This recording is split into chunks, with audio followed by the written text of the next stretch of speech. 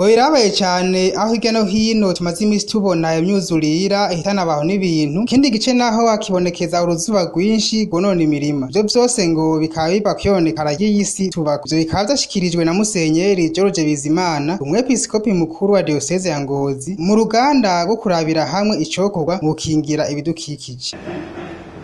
Maze imisi mwumva ibisigaye biba birabaje cyane, aho hirya no hino tumva imyuzure igahitana amazu, igahitana ibintu n'abantu,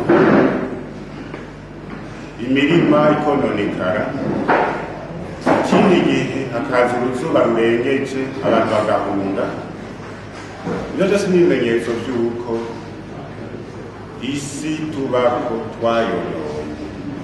twayitunganyije mu nzira tutari kuyitunganya.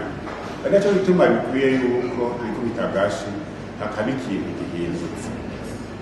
Twateguye rero ibikoraniro kugira ngo turabe yuko hari ico twogira twumvisha abo tujejwe yuko vyoba vyiza hari ingendo dufashe kugira ngo tugarure twoshobora kugana.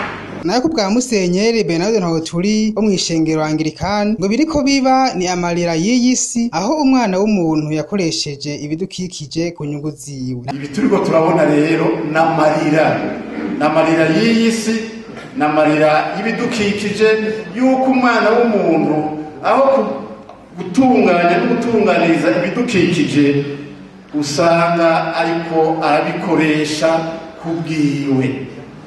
Ibi bidukikije twabihawe ko nk'ingabire ariko atari vyacu.